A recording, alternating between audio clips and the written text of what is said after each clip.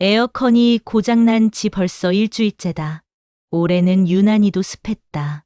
선풍기만으론 도저히 버틸 수 없는 밤이었지만 하숙집 살림이란 게 내 마음처럼 쉽게 돌아가는 게 아니었다.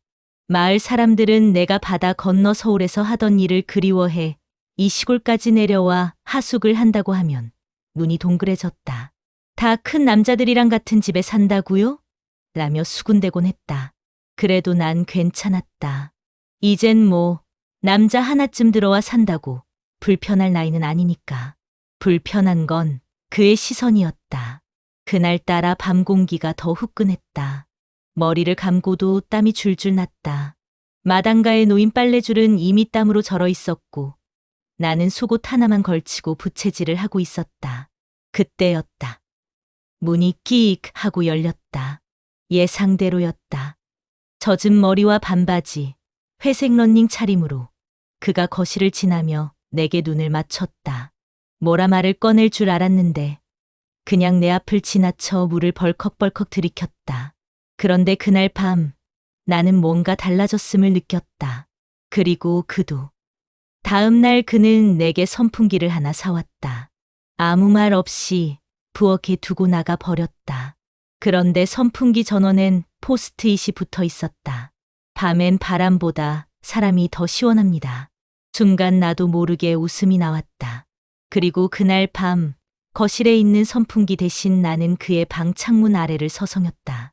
대낮에도 부엌엔 바람 한 점 없었다.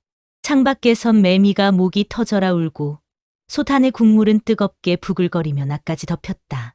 부채를 흔들며 앉아 있는데 땀이 등을 타고 천천히 엉덩이 틈으로 흘러내렸다. 마당 빨랫줄에 걸어둔 내 얇은 속옷은 벌써 다 말라버렸고 나는 입고 있던 면티를 걷어올려 가슴 밑에 뭉쳐 쑤셔 넣었다. 등줄기에 들러붙는 땀이 너무 간지러워 견딜 수 없었다. 그때였다. 뒤쪽 복도에서 발자국 소리가 났다. 그 집 유일한 남자 하숙생. 처음 왔을 땐 이름도 말 안 하고 고장난 선풍기처럼 무뚝뚝하게 표정 없이 굳어있던 남자였다. 아저씨도 아니고 청년도 아닌 딱 그 사이 어딘가. 서울서 내려왔다고만 했고 가끔은 정장 바지에 슬리퍼를 신기도 했다. 그래서 난 그를 정장 슬리퍼라고 불렀다. 정장 슬리퍼는 늘 조용히 밥만 먹고 방으로 들어갔다. 그런데 어쩐 일인지 그날은 내 앞을 지나치며 눈길을 한번 주더니 냉수 한 잔을 벌컥벌컥 마시고 천천히 내게 말했다. 땀 많이 흘리시네요. 그 말에 나는 얼떨결에 웃으며 대꾸했다. 여긴 에어컨이 없어요. 그는 씩 웃더니 컵을 내려놓고 천천히 걸어 나갔다. 그의 등이 젖어 있었다. 나는 이상하게도 그 땀에 얼굴이 달아오르기 시작했다. 밤이 되자 더웠다. 숨이 턱턱 막히는 날씨. 나는 면 속옷 하나만 걸친 채 거실에 나와 부채질을 했다. 창문은 열려 있었고 안방문도 활짝 열어뒀다. 그 바람 사이로 조용히 그의 방문도 열렸다. 그가 나왔다. 웃돌이 없이 헐렁한 반바지에 그을린 피부. 땀 냄새인지 향수 냄새인지 모를 무언가가 내게 다가왔다. 그는 나를 힐끗 보고선 조용히 말했다. 부채질 같이 해도 되죠? 나는 아무 말 없이 부채를 멈췄고 그가 내 옆에 앉았다. 거실 구석의 나무 의자. 그는 등을 기대더니 조용히 나를 바라보았다. 하숙집에 이런 밤도 오네요. 그 말이 나를 스치고 지나간 바람보다 더 뜨거웠다. 그의 방은 생각보다 더 단정했다. 창문 틈으로 들어오는 바닷바람이 가끔 얇은 커튼을 흔들었고 방 한쪽에는 조용히 돌아가는 스탠드 선풍기 대신 오래된 나무 의자 하나가 있었다. 삐걱거리는 소리가 날 것 같은 그 의자 위엔 얇은 셔츠가 neatly fold 되어 있었고 벽엔 달력도 액자도 아무것도 없이 하얗게 비어 있었다. 나는 물컵을 들고 그의 방 앞에 섰다. 어젯밤 거실에서의 짧은 대화 이후 우리 사이엔 아무런 말도 없었지만 묘한 긴장감이 감돌았다. 어깨 위로 찬물 한 바가지를 끼얹은 듯 눈빛만 닿아도 속이 끓어올랐다. 그는 문을 열고 내 얼굴을 보자마자 가만히 웃었다. 덥죠. 한마디 말, 그게 전부였다. 나는 말없이 물컵을 내밀었다. 그는 내 손에서 천천히 그 컵을 받아들더니 갑자기 손등을 쓸며 말했다. 이 손, 뜨겁네요. 내 몸도 마음도 순식간에 그 말에 휩싸였다. 숨을 들이마시며 나는 시선을 돌렸지만 그 순간 그의 방 안 공기 속으로 스며드는 내 몸의 온도를 느껴버렸다. 나도 모르게 문 안으로 발을 들였고 그는 뒤로 물러서며 조용히 말했다. 앉아요. 땀도 식힐 겸. 그 나무 의자 위에 나는 천천히 앉았다. 의자는 작고 낡았지만 이상하게도 내 살결 아래로 나무의 결이 그대로 전해졌다. 등줄기에 남은 땀이 나무에 닿아 찰싹 하고 붙는 느낌까지도 생생하게 느껴졌다. 그는 말없이 나를 바라보았다. 말은 없었지만 눈빛은 이야기를 하고 있었다. 오늘은 혼자 있기 싫었죠? 나는 그 말에 고개를 끄덕였다. 땀에 젖은 내 목덜미에 그의 눈길이 닿았을 때 손끝으로 훑은 것만 같았다. 그가 조용히 손을 들어 내 머리카락을 쓸어올리며 말했다. 목 뒤가 더워요. 그의 손끝이 닿는 순간 나는 작게 떨렸다. 이건 분명 처음이었는데 전혀 낯설지가 않았다. 누군가의 손이 내 몸을 쓰다듬은 게 대체 언제였던가. 기억도 나지 않는 그 감촉이 지금 너무 생생해서 숨조차 제대로 쉴 수가 없었다. 바닷바람은 더워진 내 귓불을 식히고 있었지만 방 안의 공기는 점점 뜨거워졌다. 그가 갑자기 말없이 내 앞에 무릎을 꿇더니 조용히 내 다리를 바라보았다. 바지 젖었네요. 나는 눈을 내리깔며 민망함에 몸을 움찔했지만 그 손이 천천히 내 무릎 위에 얹혀졌을 때 거부하지 않았다. 오히려 나는 스스로 다리를 약간 벌렸다. 그건 의식적인 행동이 아니었다. 너무 오랫동안 참았고 너무 오랫동안 식어있던 감정이 몸보다 먼저 말을 걸어온 순간이었다. 그는 내 허벅지를 지나 엉덩이 아래까지 손을 미끄러뜨렸다. 그리고 말없이 나를 끌어당겼다. 얼굴이 가까워졌다. 숨이 닿았다. 내 몸에서 흐르던 땀, 그의 팔에 맺힌 땀방울, 그리고 그 모든 것들이 합쳐져 우리 사이의 공기를 더 짙게 만들었다. 입술이 닿았다. 아주 살짝.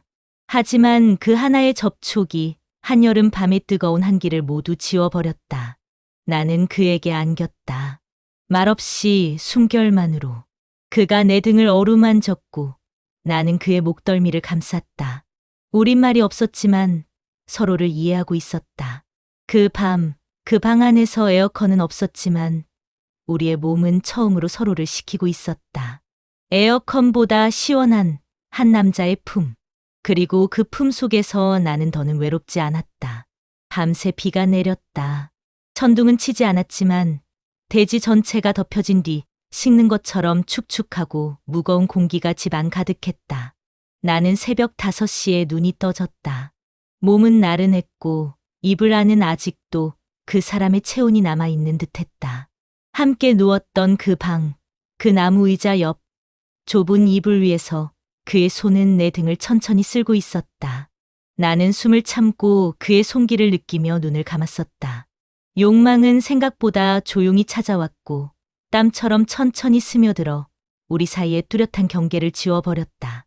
아침이 되자 나는 내 방으로 돌아왔다. 아무 일 없던 사람처럼 물을 끓이고 국을 데웠다. 그도 그랬다. 거실에서 마주쳤을 땐 평소보다 더 말이 없었다. 하지만 나를 스치는 눈빛은 전날보다 훨씬 더 오래, 그리고 더 깊었다. 무언가가 시작됐다는 걸 둘 다 알고 있었다. 마을 사람들의 눈치는 생각보다 빨랐다. 장을 보러 읍내에 나갔더니 슈퍼 주인 아주머니가 내게 묻는다. 새 들어온 사람, 일도 안 나가고 집에만 있대요. 젊은 것도 아니고 나이도 꽤 있어 보이던데 혹시 사돈뻘? 난 그냥 웃으며 고개를 끄덕였다. 그러고는 참기름이랑 간장 한 병을 집어들었다. 마을 사람들과 엮이는 건 늘 피곤했다. 하숙집을 연 것도 단순히 살기 위한 선택이었을 뿐이었다. 남의 시선 속에서 살며 외로움도 내 방식대로 참아왔는데 이제 와서 이런 시선을 견뎌야 한다고 생각하니 어깨가 무거워졌다. 하지만 그가 웃으며 선풍기를 고쳐줄 때 그 묵직한 손이 내 허리에 잠시 스칠 때 나는 문득 그런 걱정이 아무 의미 없다고 느꼈다. 그날 밤 그는 거실 조명을 끄고 내 방문을 두드렸다. 문은 닫혀 있었지만 마음은 이미 열려 있었다. 나는 아무 말 없이 문을 열었고 그는 조용히 방 안으로 들어왔다. 그의 손에선 차가운 맥주 한 병이 들려 있었다. 오늘 하루 마을에선 뭘 하던가요? 그가 묻는다. 나는 맥주를 받아들며 대답했다. 우리가 뭘 했다고 생각하는 걸까? 그는 웃더니 내 옆에 앉았다. 무릎이 닿는 순간 다시 어젯밤의 감정이 밀려왔다. 여름은 외롭고 축축한 감정을 빨아들이듯 우리를 서로에게 밀어붙였다. 그는 내 발등에 입을 맞췄다. 천천히 조심스럽게 마치 무언가를 확인하듯. 나는 그 입술을 느끼며 눈을 감았다. 그가 내 발목을 감싸고 천천히 다리 위로 올라올 때 난 손으로 이불을 쥐어짰다. 멈추지도 않았고 멈춰달란 말도 하지 않았다. 우리 사이엔 아무 말이 없었지만 몸은 이미 서로의 허락을 받고 있었다. 그는 내 가슴 위에 얼굴을 묻었다. 땀에 젖은 머리칼이 내 피부에 닿았고 나는 숨이 막힐 듯 가슴을 떨었다. 긴 시간 참아온 고요한 갈망이 지금 이 순간 작게 터지고 있었다. 그가 조심스레 물었다. 나 계속 있어도 되겠죠? 나는 대답하지 않았다. 대신 손을 뻗어 그의 손을 잡았다. 그리고 천천히 내 몸으로 이끌었다. 문은 닫혔고 바람은 멈췄다. 이 집엔 에어컨도 없고 선풍기도 아직 고장났지만 우리 사이엔 더 이상 찬바람도 망설임도 없었다. 어젯밤 그의 팔에 안겨 잠들었는데 아침 햇살은 참 잔인하게 밝았다. 마당 끝에서 고양이들이 뒤엉켜 우는 소리가 들리더니 부엌 앞에 누가 선 것 같은 기척이 느껴졌다. 슬리퍼 끄는 소리, 그리고 낮은 목소리. 낯선 여자의 음성이었다. 안녕하세요. 여기 하숙 구한다는 거 들었어요. 나는 잠이 덜 깬 눈으로 문틈을 비집고 나가봤다. 그 여자가 서 있었다. 하얀 린넨 셔츠에 짧은 반바지, 화장기 없는 얼굴이었지만 오히려 도시적인 냄새가 진하게 배어 있었다. 목소리도 또렷했다. 옛날에 이 동네 살았었는데 다시 내려오게 됐다고. 방 한 칸 있으면 2달 정도 지내고 싶다고 했다. 순간 가슴이 철렁 내려앉았다. 난 물도 끓이지 못한 채 고개를 끄덕였고 그 여자는 내 눈을 똑바로 보며 웃었다. 저기 혹시 윤 선생님 아직도 여기 계세요? 윤 선생님. 그 말에 나는 입술이 말라붙는 느낌을 받았다. 이름을 묻지 않아도 알 수 있었다. 그 사람. 지금 내 방에서 나와 내 욕실을 쓰고 있는 그 사람. 그 남자가 그 여자의 윤 선생님이었다. 나는 차마 아무 말도 하지 못하고 그저 속으로만 되뇌었다. 세상에 이 좁은 마을에서 그가 다시 만난다는 여자가 내 하숙집에 발을 들이다니. 그날 저녁 그는 평소보다 일찍 들어왔다. 나는 일부러 거리를 뒀다. 김치를 내밀며 말도 없이 밥상을 차렸고 그는 그 분위기를 눈치챘는지 조심스럽게 물었다. 무슨 일 있어요? 나는 그냥 조용히 말했다. 오늘 하숙 하나 더 받았어요. 아는 분이라던데요. 그는 잠시 멈칫하더니 숟가락을 내려놨다.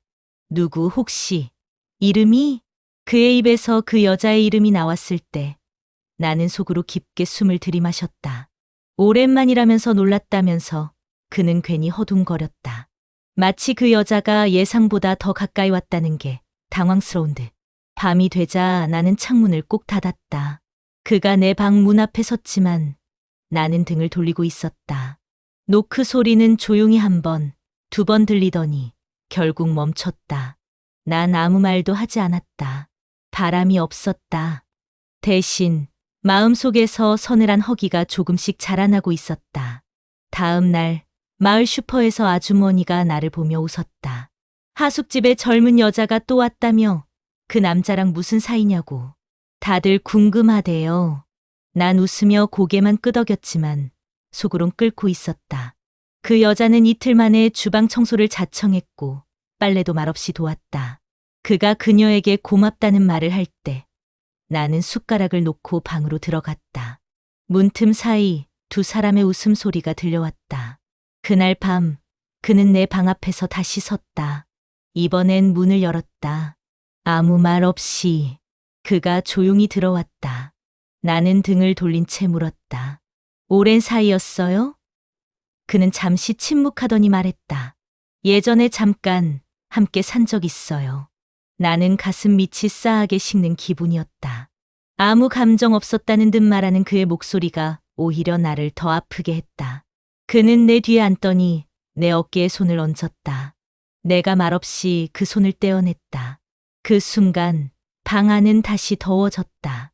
말로는 아무 말도 하지 않았지만 내 마음은 이미 엉켜 있었다. 그는 조용히 말했다. 나 지금은 당신이 좋아요. 정말이에요. 나는 천천히 고개를 돌렸다. 그 눈빛엔 진심이 있었다. 하지만 그 진심이 왜 이렇게 늦게 왔는지 묻고 싶었다. 그 밤 나는 그의 품에 안겼다. 하지만 그 온도는 예전과 달랐다. 땀 대신 의심이 식혀주고 있었다. 나는 그를 원하면서도 동시에 멀어지고 있었다. 그리고 그 여자는 여전히 마당을 쓸며 웃고 있었다. 그 여자는 매일 아침 마당을 쓸었다. 내가 일어나기 전부터 이미 물을 뿌리고 시멘트 바닥을 반질반질하게 닦아놓곤 했다. 그리고 일부러인 듯 내 방 창가 쪽으로 다가와 큰 소리로 인사를 건넸다. 좋은 아침이에요, 아주머니. 마치 누가 듣고 있단 걸 아는 사람처럼 또박또박 또렷한 발음으로. 윤 선생님은 점점 말이 없어졌고 그는 마당 쪽이 아닌 뒷길로만 조심스레 드나들었다. 나와의 눈도 쉽게 마주치지 않았다. 우리가 함께 나눴던 여름밤의 숨결과는 전혀 다른 거리감이었다. 그러던 어느 날 나는 부엌 수납장 정리를 하다 의외의 물건을 발견했다. 갈색 봉투. 봉투 안엔 사진이 한 장 들어 있었다. 그 남자와 그 여자. 함께 바닷가에서 찍은 오래된 사진. 웃고 있었고 아주 가까운 거리였다. 그 여자의 손은 그의 허리를 감싸고 있었고 그는 환하게 웃고 있었다. 난 사진을 든 손이 덜덜 떨렸다. 이건 누가 일부러 남겨둔 거였다. 봉투 뒤엔 연필로 이런 문장이 적혀 있었다.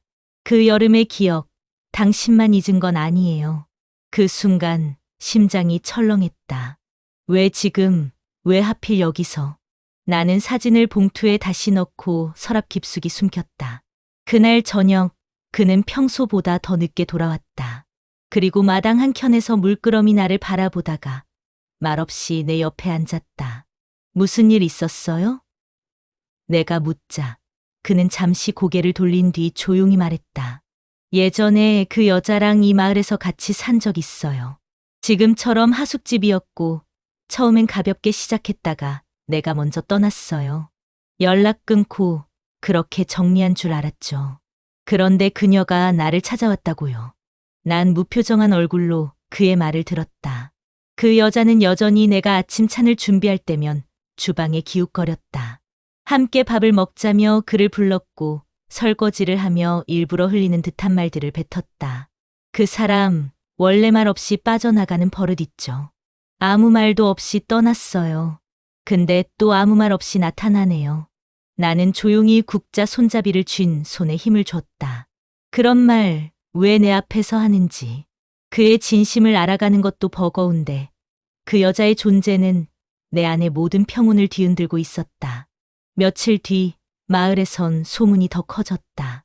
하숙집에서 예전 여자가 다시 나타났다는 둥, 두 여자가 한 남자를 사이에 두고 살고 있다는 둥, 읍내 커피숍에서도 내 얘기가 나왔다고 했다. 나를 잘 안다는 이장은 슬쩍 물었다.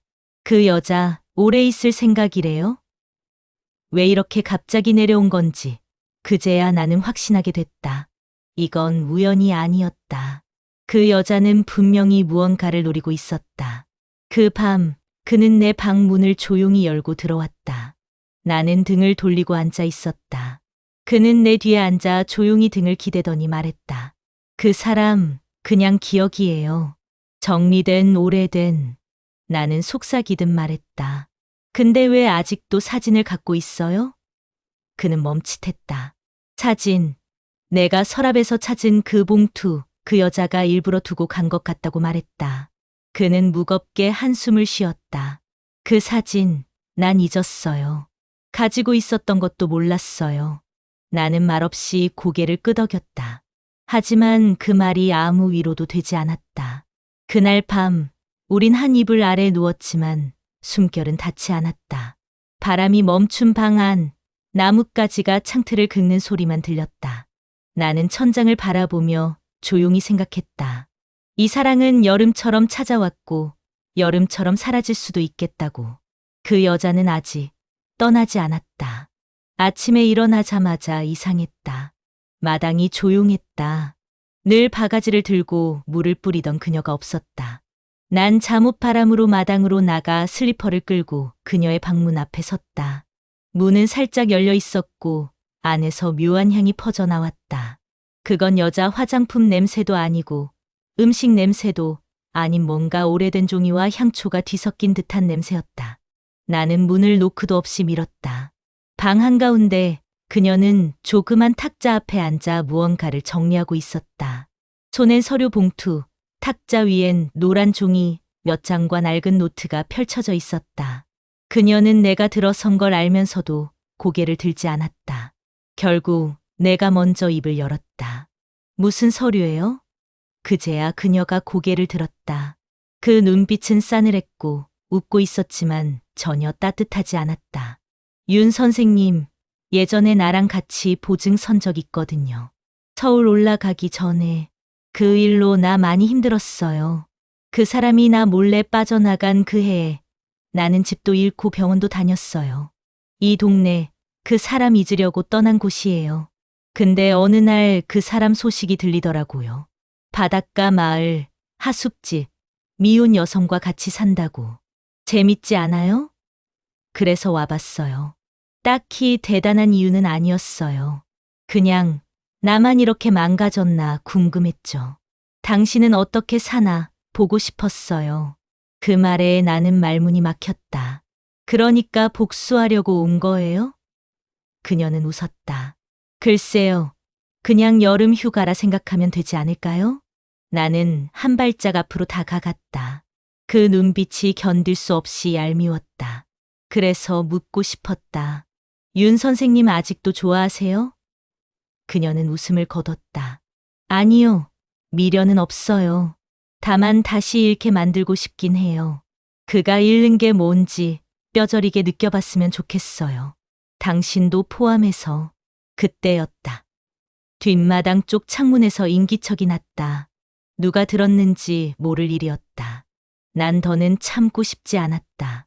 그날 저녁, 나는 저녁상을 차리면서 그에게 말했다. 우리 셋이서 밥 한 번 같이 먹어요. 그는 당황한 얼굴로 고개를 저었지만 나는 단호했다. 도망치지 말아요. 식탁 앞에 셋이 앉았다. 밥, 국, 김치. 말은 없었지만 공기는 무거웠다. 그녀가 먼저 입을 열었다. 오늘 낮에 얘기했어요. 이 집 아주머니랑. 나는 이 사람 때문에 무너졌었다고요. 당신은 아무 말도 없이 떠났었잖아요. 그때 당신 말 믿고 내가 뭐까지 했는지 기억도 안 나죠? 그가 말없이 고개를 떨궜다. 나는 그 모습을 보며 알았다. 그가 숨긴 게 있다는 걸. 그리고 그 여자의 말이 일부는 사실이라는 걸. 나는 조용히 수저를 놓았다. 그럼 지금부터 말해봐요. 윤 선생님, 도대체 누구예요? 나한테 당신이란 사람 뭐였어요? 그가 조용히 고개를 들었다. 그리고 입을 열었다. 나 서울에서 회사를 정리하고 내려왔어요. 그 여자가 보증 섰던 건 사실이에요. 근데 난 나름대로 갚으려 했어요. 몇 년 동안 월급에서 떼고 카드값도 내고. 근데 어느 순간 다 끝났다고 생각했어요. 내가 떠난 게 아니라 도망친 거였어요. 솔직히 말하면 그때 그 여자는 날 붙잡지 않았고 나도 너무 지쳐 있었고 당신은 나한테 처음으로 머물고 싶은 곳이었어요. 난 말없이 그의 말을 들었다. 그 여자는 웃으며 다시 숟가락을 들었다. 좋겠다. 이제야 다 털어놔서. 근데 말이죠. 이제 누구 하나는 떠나야 하지 않을까요? 식탁 위엔 찬물만 남아 있었고 그 찬물이 내 속을 비추는 듯했다. 나는 조용히 말했다. 그럼 내가 묻죠. 누가 떠나야 할까요? 우리 셋 중에. 그 누구도 대답하지 않았다. 그 밤, 방 안엔 바람도 없고 잠도 오지 않았다. 나는 처음으로 그를 등지고 문을 잠갔다. 이 집에서 나만 나가야 하는 걸까? 여름이 끝나기도 전에 나는 너무 빨리 식어가고 있었다. 비 오는 날이었다. 오후 3시 주방 창밖이 뿌옇게 흐려졌고 바람이 부엌 문을 덜컥거리게 만들었다. 나는 조용히 행주를 짜서 선반을 닦고 있었다. 무의식적으로라도 손을 움직이지 않으면 뭔가 무너질 것 같았다. 아침에 눈을 뜨자마자 짐을 챙기기 시작했다. 오래 묵은 이불, 고무줄 느슨해진 속옷, 그리고 너무나 많은 밤을 함께 보냈던 얇은 반팔 티셔츠. 모두 다 내 방 한쪽에 차곡차곡 쌓였다. 하숙집을 처음 열었을 때 나는 누군가와 함께 숨 쉬는 게 이렇게 벅찰 줄 몰랐다. 하지만 지금은 숨이 막혔다. 집안 구석구석이 그 사람의 냄새였고 그녀의 그림자였다. 어느 쪽도 나를 바라보지 않았다. 적어도 나는 그렇게 느꼈다. 그 여자는 마당에 흙까지 물뿌리개로 다 적셔놓고 늘 뭔가를 닦았다. 흠 하나 없이 반질거리는 세숫대야 위에 나는 매일 내 얼굴이 아닌 그녀의 얼굴을 보는 기분이었다. 그리고 그는 어느 순간부터 말을 줄였다. 나를 볼 때마다 어딘가 미안해하는 눈으로, 그러나 깊이 들어오진 않는 거리로. 그게 더 참기 힘들었다. 그래서 떠나기로 했다. 이 집에서 나가기로. 마을에 관해서 월세 나온 조그만 방을 알아뒀고 거기서 작은 반찬 가게라도 열까 싶었다. 국물 내는 솜씨 하나는 자신 있으니까. 짐을 들고 나오는 내 손에 장대비가 와락 쏟아졌다. 우산도 챙기지 못한 채 마당을 걷는데 그가 나를 불렀다. 하지 마요. 그 한마디에 나는 멈춰섰다. 그는 맨발로 마당을 뛰어와 내 앞을 가로막았다. 그 눈엔 물기가 묻어 있었고 그 물기가 비 때문인지 그의 눈 때문인지 분간이 되지 않았다. 하지 마요, 제발. 난 어쩔 줄 몰라 뒷걸음질 쳤다. 당신 아무 말도 안 했잖아요. 내가 얼마나 서운했는지, 얼마나 외로웠는지. 그는 내 손을 덥석 잡았다. 나 그 여자한테 미안했어요. 그래서 말도 못했어요. 나도 비겁했어요. 근데 당신이 없으면 난 진짜 끝이에요. 당신 때문에 내가 버티는 거예요. 내가 진심을 믿게 된 건 당신이에요. 그 순간 나는 가방끈을 놓아버렸다. 빗물이 어깨에서 무릎까지 흘러내렸다. 그는 조용히 나를 끌어안았다. 비를 맞은 그의 셔츠는 젖어 있었고 그 안에서 그의 가슴이 요동쳤다. 나는 말없이 그 품 안에 안겼다. 그 여자는 창문 너머로 우리를 보고 있었다. 아무런 표정도 없이. 그날 밤 그는 내 방으로 들어오지 않았다. 나는 혼자 침대에 누웠고 창문을 열어두고 바람 소리를 들었다. 그 여자는 그 다음 날 떠났다. 아무 말도 없이. 마당에 놓인 그녀의 슬리퍼 한 짝만이 그 자리에 남아 있었다. 나는 묻지 않았다. 그는 말하지 않았다. 단지 그 이후로 그는 매일같이 내 옆에 앉았고 매일 저녁 설거지를 도와줬고 저녁마다 내 어깨를 주물러 줬다. 그리고 하루는 조용히 말했다. 이 집, 에어컨은 없지만 당신은 내 삶에 처음 불어온 바람이에요. 나는 그 말에 조용히 웃었다. 내 몸 안 어딘가에서 다시 뜨거운 온기가 퍼져나가기 시작했다. 늦여름이었다. 그리고 나는 다시 숨을 쉴 수 있었다. 그 여자가 떠난 뒤로 며칠 동안은 마당에도 거실에도 낯선 평화가 내려앉았다. 그는 매일 아침 내 커피잔에 먼저 물을 부었고 내가 김치를 꺼내기 전에 밥상을 다 차려놓곤 했다. 그가 나를 위해 한 번도 해보지 않았던 일들을 하나씩 해나가고 있었고 나는 그 모습에 천천히 마음을 내주고 있었다. 마치 무더운 여름이 막 끝나고 늦은 가을이 살며시 스며들듯. 그러던 어느 날 오후 이상하게 날이 서늘했다. 마치 아무 예고 없이 불어오는 가을바람처럼 그녀는 왔다. 그 여자도 그 전 여자도 아닌 다른 사람이었다. 깔끔한 바지 정장에 짙은 립스틱을 바른 여자. 차에서 내리자마자 하숙집 대문 앞에서 딱 멈췄다. 마치 여기가 익숙하다는 듯. 누구세요? 묻기도 전에 그녀가 말했다. 혹시 윤상우 씨 여기 살죠? 그 이름. 처음 듣는 이름이었다. 나는 순간 가슴이 철렁했다. 윤상우. 그가 말했던 이름은 아니었다. 늘 윤 선생님으로만 불렸고 정확한 성도 이름도 나에겐 말한 적 없었다. 그녀는 눈을 좁히며 내게 물었다. 당신 혹시 윤상우 씨랑 같이 사세요? 나는 말없이 그녀를 바라봤다. 그녀는 고개를 끄덕이며 말했다. 난 그 사람 아내였어요. 지금은 법적으로 정리됐지만 아직 정신적으로는 좀 미련이 있나 봐요. 이혼도 내가 일방적으로 떠안았고 위자료도 못 받았죠. 나는 침묵했다. 그 순간 그가 마당을 지나오고 있었다. 그녀를 보자마자 멈춰 섰다. 긴장, 당황, 죄책감. 그의 얼굴 위로 복잡한 표정들이 순식간에 지나갔다. 오랜만이네. 그녀가 먼저 말했다. 서울에선 소식도 없더니 여긴 어떻게 알고 왔느냐고 묻자 그녀는 웃었다. 당신이 SNS 같은 거 못 끊잖아. 누가 같이 나온 사진 올렸더라. 댓글 보니 여기 바닷가 마을 하숙집이라길래 나는 그 자리에 서 있는 게 민망할 정도로 두 사람의 대화는 익숙하고 날카로웠다. 나는 조용히 방으로 들어왔고 창문 너머로 들려오는 그들의 대화는 더 이상 들을 필요도 없었다. 하지만 그날 밤 그는 내 방으로 오지 않았다. 대신 거실에서 조용히 라면을 끓였다. 내 방 문 앞에 라면 한 그릇을 내려놓고 아무 말 없이 돌아갔다. 그 라면 국물에서 이상하게 짠내가 났다. 다음 날 아침 그는 조용히 내 앞에 앉았다. 미안해요. 나 윤상우예요. 이혼한 지는 3년 됐고 그 여자랑은 정리가 된 줄 알았어요. 근데 지금 와서 보니 내가 정리를 못한 것 같아요. 당신한텐 말하고 싶었는데 솔직히 말하면 겁났어요.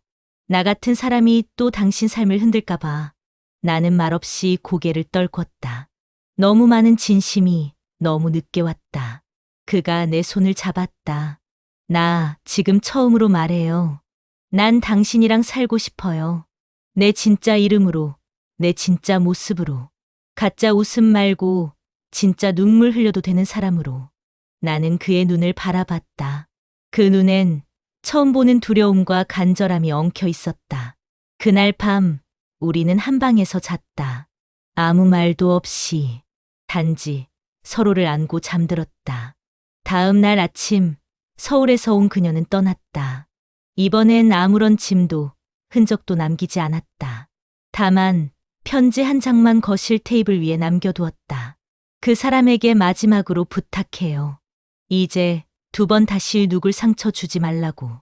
나는 그 편지를 접어 서랍에 넣었다. 그리고 생각했다. 내 앞에 이 남자, 이 사람은 더는 과거가 아닌 나의 여름일 수 있을까? 아직은 확신할 수 없었지만 적어도 그날 밤엔 처음으로 편하게 잠이 들었다. 창밖엔 바람이 불고 있었고 우리는 처음으로 이불을 덮고 잤다. 이 집에 에어컨은 없지만 여름은 그렇게 조금씩 저물고 있었다. 그 여자가 떠난 뒤로 며칠 동안은 마당에도 거실에도 낯선 평화가 내려앉았다. 그는 매일 아침 내 커피잔에 먼저 물을 부었고 내가 김치를 꺼내기 전에 밥상을 다 차려놓곤 했다. 그가 나를 위해 한 번도 해보지 않았던 일들을 하나씩 해나가고 있었고 나는 그 모습에 천천히 마음을 내주고 있었다. 마치 무더운 여름이 막 끝나고 늦은 가을이 살며시 스며들듯. 그러던 어느 날 오후 이상하게 날이 서늘했다. 마치 아무 예고 없이 불어오는 가을바람처럼 그녀는 왔다. 그 여자도 그 전 여자도 아닌 다른 사람이었다. 깔끔한 바지 정장에 짙은 립스틱을 바른 여자. 차에서 내리자마자 하숙집 대문 앞에서 딱 멈췄다. 마치 여기가 익숙하다는 듯. 누구세요? 묻기도 전에 그녀가 말했다. 혹시 윤상우 씨 여기 살죠? 그 이름. 처음 듣는 이름이었다. 나는 순간 가슴이 철렁했다. 윤상우. 그가 말했던 이름은 아니었다. 늘 윤 선생님으로만 불렸고 정확한 성도 이름도 나에겐 말한 적 없었다. 그녀는 눈을 좁히며 내게 물었다. 당신 혹시 윤상우 씨랑 같이 사세요? 나는 말없이 그녀를 바라봤다. 그녀는 고개를 끄덕이며 말했다. 난 그 사람 아내였어요. 지금은 법적으로 정리됐지만 아직 정신적으로는 좀 미련이 있나 봐요. 이혼도 내가 일방적으로 떠안았고 위자료도 못 받았죠. 나는 침묵했다. 그 순간 그가 마당을 지나오고 있었다. 그녀를 보자마자 멈춰 섰다. 긴장, 당황, 죄책감. 그의 얼굴 위로 복잡한 표정들이 순식간에 지나갔다. 오랜만이네. 그녀가 먼저 말했다. 서울에선 소식도 없더니 여긴 어떻게 알고 왔느냐고 묻자 그녀는 웃었다. 당신이 SNS 같은 거 못 끊잖아. 누가 같이 나온 사진 올렸더라.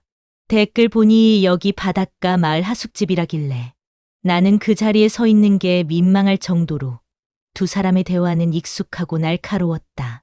나는 조용히 방으로 들어왔고 창문 너머로 들려오는 그들의 대화는 더 이상 들을 필요도 없었다. 하지만 그날 밤 그는 내 방으로 오지 않았다. 대신 거실에서 조용히 라면을 끓였다. 내 방 문 앞에 라면 한 그릇을 내려놓고 아무 말 없이 돌아갔다. 그 라면 국물에서 이상하게 짠내가 났다. 다음 날 아침 그는 조용히 내 앞에 앉았다. 미안해요. 나 윤상우예요. 이혼한 지는 3년 됐고 그 여자랑은 정리가 된 줄 알았어요. 근데 지금 와서 보니 내가 정리를 못한 것 같아요. 당신한텐 말하고 싶었는데 솔직히 말하면 겁났어요. 나 같은 사람이 또 당신 삶을 흔들까 봐. 나는 말없이 고개를 떨궜다. 너무 많은 진심이 너무 늦게 왔다. 그가 내 손을 잡았다. 나 지금 처음으로 말해요.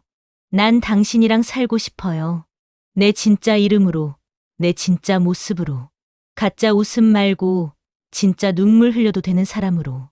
나는 그의 눈을 바라봤다. 그 눈엔 처음 보는 두려움과 간절함이 엉켜 있었다. 그날 밤 우리는 한 방에서 잤다. 아무 말도 없이 단지 서로를 안고 잠들었다. 다음 날 아침 서울에서 온 그녀는 떠났다. 이번엔 아무런 짐도 흔적도 남기지 않았다. 다만 편지 한 장만 거실 테이블 위에 남겨두었다. 그 사람에게 마지막으로 부탁해요. 이제 2번 다시 누굴 상처 주지 말라고. 나는 그 편지를 접어 서랍에 넣었다. 그리고 생각했다. 내 앞에 이 남자, 이 사람은 더는 과거가 아닌 나의 여름일 수 있을까? 아직은 확신할 수 없었지만 적어도 그날 밤엔 처음으로 편하게 잠이 들었다. 창밖엔 바람이 불고 있었고 우리는 처음으로 이불을 덮고 잤다. 이 집에 에어컨은 없지만 여름은 그렇게 조금씩 저물고 있었다. 9월의 첫날이었다. 마당에 떨어진 가미피 바람에 이리저리 굴러다녔고 하숙집의 낮은 지붕에선 고양이 한 마리가 조용히 햇살을 받으며 눈을 감고 있었다. 며칠 전부터 바람이 달라졌다. 창문을 열면 서늘한 기운이 먼저 밀려들었고 부엌에서 찌개를 끓여도 땀이 흐르지 않았다. 한 계절이 끝나가고 있었다. 나는 거실 창을 열어두고 그가 빨래 널고 있는 뒷마당을 바라보았다. 민소매 차림에 여전히 헐렁한 반바지를 입고 있었지만 그 모습에서 지난 계절의 아슬아슬한 불안감은 느껴지지 않았다. 묘하게 단정하고 익숙하고 따뜻했다. 그는 빨랫줄에 내 속옷을 조심스럽게 집게로 고정하더니 슬쩍 고개를 들어 나를 바라보았다. 나 나무 의자 버릴까요? 그의 말에 나는 웃으며 고개를 저었다. 아니요, 그냥 두세요. 거기 앉아서 우리 처음 마주 봤잖아요. 그건 우리 둘만의 에어컨 같은 거니까. 그는 쑥스럽게 웃더니 그대로 의자에 앉아 부채질을 시작했다. 한여름의 뜨거운 땀도 그녀의 차가운 말투도 서울에서 내려왔던 그 사람의 잔상도 모두 조금씩 멀어지고 있었다. 어느 날 그는 내게 물었다. 우리 진짜 같이 살까요? 하숙집 말고 그냥 집. 남들처럼. 나는 숟가락을 내려놓고 조용히 말했다. 나 당신한테 어떤 계절이에요? 그는 한참을 생각하더니 말했다. 여름이요. 처음엔 숨 막히고 덥고 견디기 힘들 줄 알았는데 이상하게 자꾸 생각나는 그런 계절. 그 말에 나는 아무 말도 하지 못했다. 그냥 그를 바라봤다.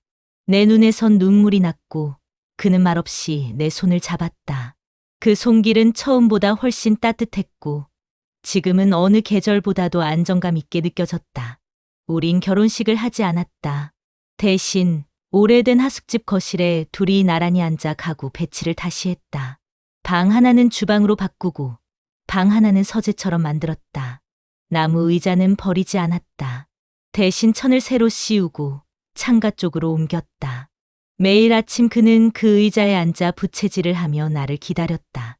나는 식탁에 국을 올리고 반찬을 나르고 가끔은 얼린 수박을 함께 먹었다. 그렇게 우리는 한 계절의 끝에서 새로운 시작을 맞이했다. 어느 날 마을 이장이 물었다. 둘이 뭐 결혼은 안 해요? 나는 웃으며 말했다. 글쎄요. 이 동네선 결혼보다 밥 같이 먹는 게 더 중요하잖아요? 사람들은 웃었고 그는 내 손을 조용히 감싸쥐었다. 밤이 되면 여전히 땀은 났다. 에어컨은 여전히 없었다. 하지만 이젠 부채 두 개가 있었다. 하나는 그가, 하나는 내가. 우린 서로를 붙이며 더위를 식혔다.